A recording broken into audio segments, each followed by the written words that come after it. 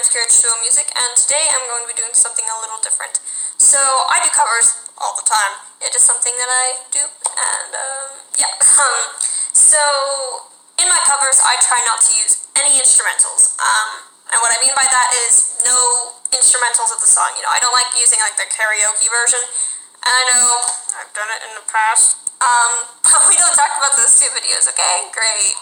So, today I'm going to show you how I write set instrumentals and how I choose my choices for each song, because I try to make my covers each my own, so they're not just exact replicas of, like I said, it's not karaoke night, okay? So yeah, today I'm going to show you how I do that with this first part of the video being instrumental itself, and then the next part of this video is going to be vocals. Of course, it is a huge part. It may not seem like, oh, I can just sing this song. But no, there's a lot more that goes into it, especially with the instrumental, because you don't want to just be playing those chords. There's a lot more to it. You know what I mean? Anyways, so yeah, I chose a song called El Tango de Roxanne from Moulin Rouge, and it is a very stylistic song. It is a very good song that has a lot of variety in it. So I chose it for that very reason. I could show you the variety and what you can do with it. Because the first thing we're going to focus on is style. So style is not that really graded when it comes to music. I mean, yes, it is very important, but like if you go to a music competition or anything like that, style is not their main concern. Their main concern is your technique and your tone and your sound. Style comes usually last. But especially with a song like this, El Tango de Roxanne, style is very important. Now, for you to understand that, I'm going to explain the song for you. So El Tango de Roxanne takes part about halfway through the movie. If you've not seen the movie, I suggest you go watch it. So the movie itself is about a love triangle of this poet falls in love with this girl, but this prostitute girl must marry this duke so he can fund the Moulin Rouge to become a real theater. That's basic rundown of the story. So in El Tango de Roxanne, overwhelmed with jealousy, the poet named Christian is kind of angry because his lover, the prostitute, has to sleep with the duke in order to convince him to fund the theater, and their whole show depends on it. And his friend, still haven't learned his name, explains to him about a song called El Tango de Roxanne from the Prows of Buenos Aires that is about a boy falling in love with a prostitute. Oddly convenient that you have a song for that. And so yeah, he goes into this rant about how jealousy will drive you mad and all that. So this whole song has a mixture of the very heavy tango-esque of it, but then it has this very slow part of with Christian calling out to his lover, and then this very small section, but of her replying, which is in the extended version exclusively, which is the version you see in the movie, but the audio version does not have this in it. But I'm going to focus on it just so you can see the difference between the very heavy to slightly less heavy to very, very soft to extremely booming. It's like an extreme crescendo there at the end. So, yeah, without further ado, let's get right into it. Okay, so folks, fun fact, I've already recorded this video once today. I don't want to make it 3 times. So, my ADD caught in the first time and I just rambled for a solid 30 minutes. This does not need to be a 30-minute video. So to make it quick, I'm going to go section by section, starting top down with the intro. So the song starts with him walking around going, jealousy. So first there was jealousy, and then there was anger, and then rage, and all that fun stuff. And this is beginnings, tango part. So that is just going to be a simple G minor chord for me, and an E flat major, so your classic da-da. And this part I like to think is very, when you see a tango dancing, it's a very stop, like da-da-da, da-da-da. And I like to, personally for me, when I'm writing tangos or waltzes or anything like that, I like to imagine the dancing when I see this. And in this part it's a very da-da-da, and the steps are very very sudden, and there's a lot of stomping, and it's not like soft and graceful as like ballet would be, for example. So I'm going to try to make that sudden very, very present. So with probably I'll do a run with my left hand going,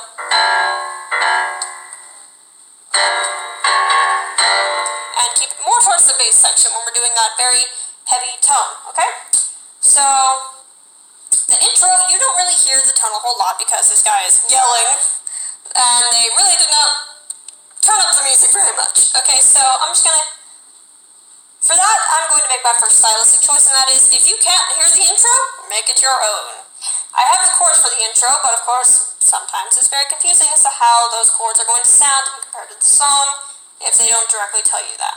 So it's just a simple, it starts off with a G5 or a G major chord, and then it goes immediately to that. Okay, so I'm probably just going to keep it very simple with the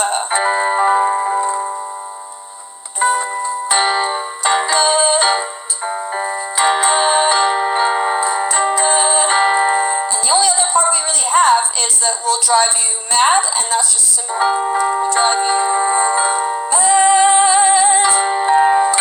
Maybe you do a run right there, or just do a very. Alright, and that's really much I cover, as much as I feel like I need to cover for the intro.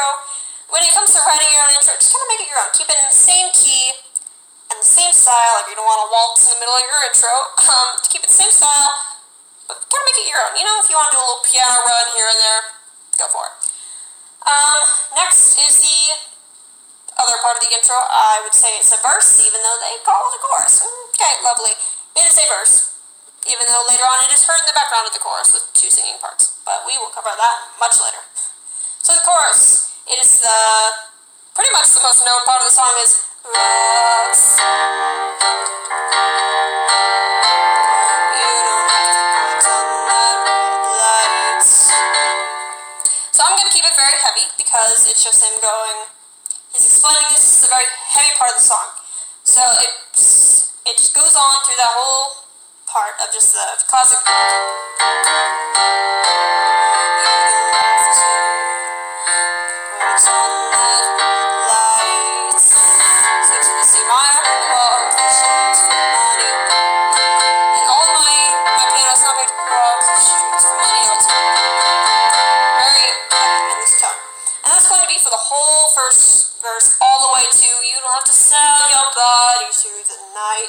And that's where it's going to change a bit. So we're going to start at rocks. You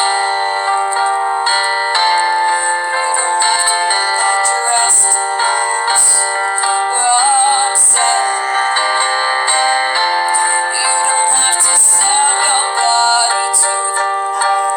And that's where it's going to change. We're going to do a run there as a transition. And then it's going to change to the build-up, is what I like to call it, to the his eyes upon your face.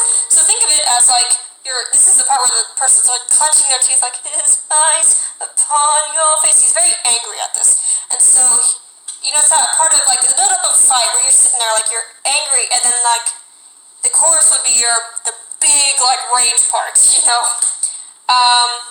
So right here, this is kind of your build-up. That his eyes upon your face, his hand upon your hand, his lips caress your skin. And now I'm gonna put my foot back on the pedal to it's more than I can stand. And that's where I'm going to make my next stylistic choice. I personally want something a little more complex for my cover. I'm going to keep it within the same. So instead of just going that D, C, B flat, A, I'm going to go so going like this. So I want it to be more of an intro. So it's more than I can stand. Hear the difference? It's much more stylized. Then with that, we can move right along to the chorus, the actual chorus, in my opinion. The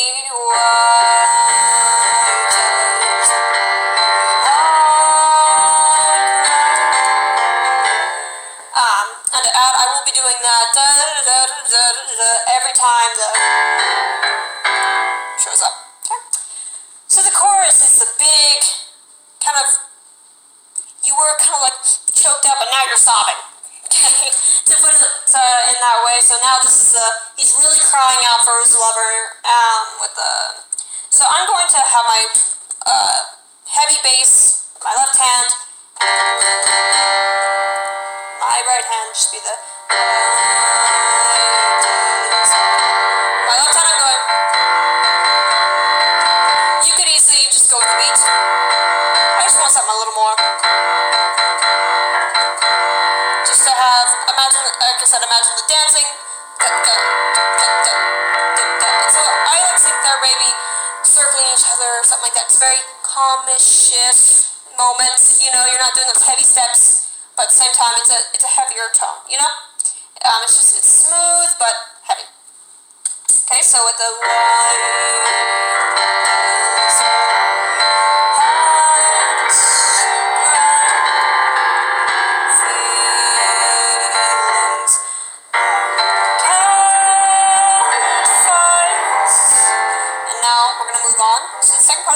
which I'm going to make it much softer and smoother, where he's kind of accepting his fate almost, with the you're free to leave me, but just don't deceive me. So we're getting a little heavier now. Leave me when I say I love you. Now we have a bridge, a very calming bridge. In the extended version, the bridge goes on, and the violin part goes after the second chorus, and that's how I want to keep mine. Okay, so we're going to go with the bridge. And again, the bridge is very similar to, like I said, the intro. You really can't hear it as much in the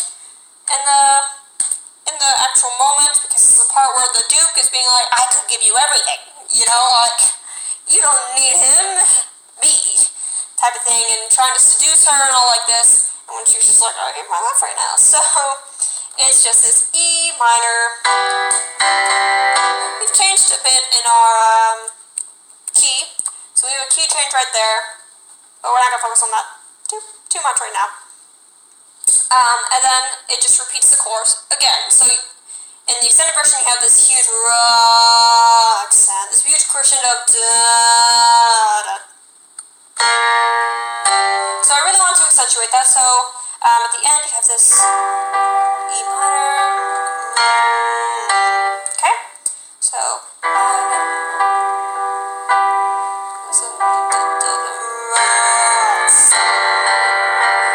at the same time, you have that we're getting a little heavier now as we progress through the song. He's getting a little angrier, so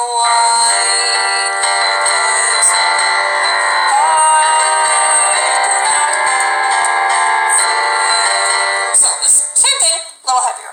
Now we're gonna move on. Actually, no, we're not. Aha, tricked you. So the same part again with the free.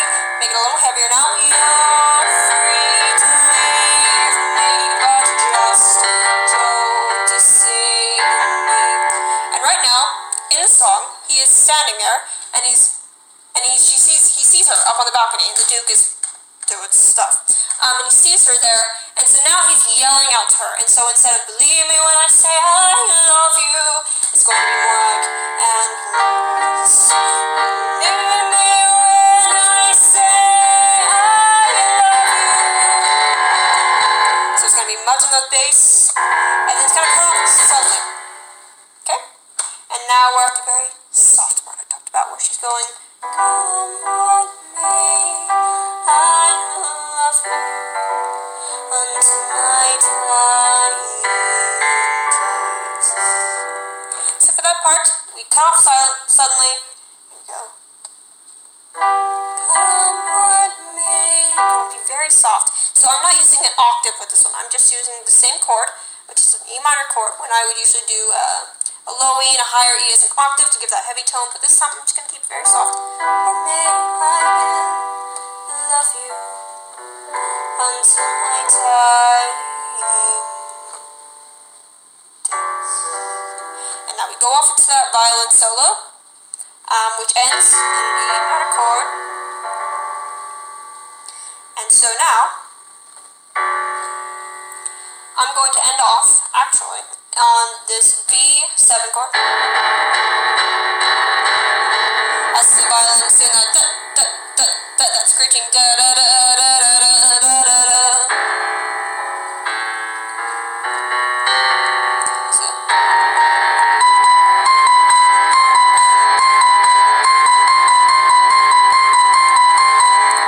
And now we're gonna go to the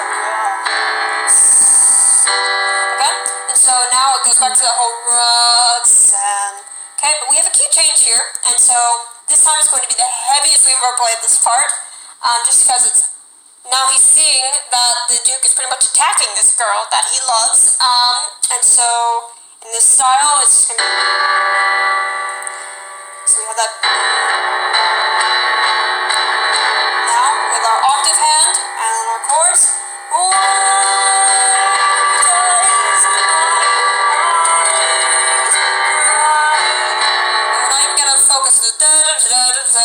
Just because no one's got time for that when you're so pissed. And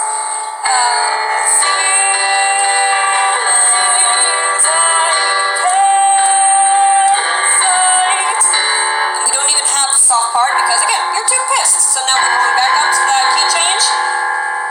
And we're going to try to make it a little bit heavier if it's at all possible.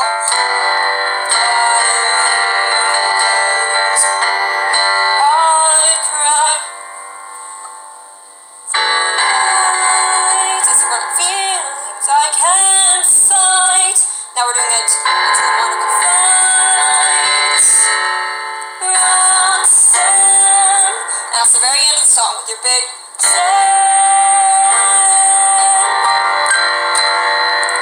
so at the very end to keep it that big finish, you know, maybe build up, then maybe a run. If you want it to be Roxanne, if you want it to be super soft, maybe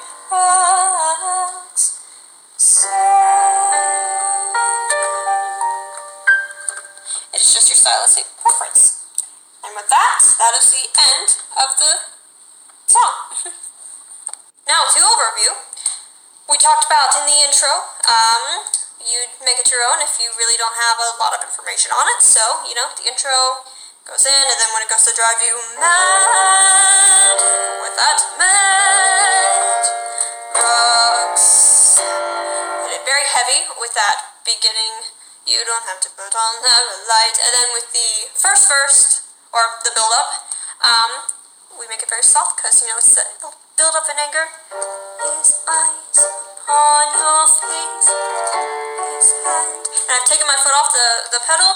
Upon your hand, his lips caress your skin, and then put it back on. It's more than I can stand. Heavy again. Why does my heart cry? Okay, and now we have that bridge. You know, you can just do a little simple. We end on our. We do the second chorus. Why does my heart cry? And of course, with the softer part, you're free to leave me, but just don't see me endless. Wrong chords, but you know, you get the point. And then you have the very hard part, or loud part. And please believe me when I say I love you. He's yelling out for his lover the second time we've done that chorus. And then you did it, I love you. Stop. Go into the bridge, or technically the bridge of the come what may. We're not using any octaves, just chords. I will love you until my dying days. Your violin solo. And now we're gonna start joining our piano again with the B7. We got cut off, but that's okay. Now we're gonna go Roxanne with a very heavy, with our key change, very heavy. Now, there's no stylistic softness at all.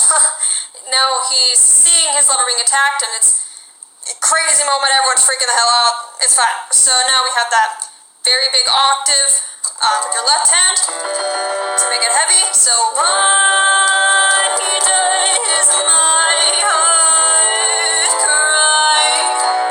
And it's very big, heavy, all that fun stuff. The Roxanne. And then end. So things that you need to know when making your own instrumental is style and style. I like to think of what song you're working with. If it's a tango, maybe listen to a lot of tangos, see what you like, add in different things, just add in your own, make it your own. Third thing is emotion. If it's a rage song, you want it to be very heavy, but if you're kind of building up and scared, maybe make it a little more staccato and short, and then build up to that huge chorus at the end. Yeah, I hope you enjoyed this video, and stay tuned for part 2 when it comes to vocals. Even though I sang plenty in this song, in this video, I will show you vocals and how that works. So yeah, stay tuned. It'll be a much shorter video. It should probably come out either the day after this one, or pretty much the same day. I don't know. But anyways, my name's Kira Music. Snails in the realm, feel the awesomeness of the channel. I know I can, and yeah, stay musical. Woo!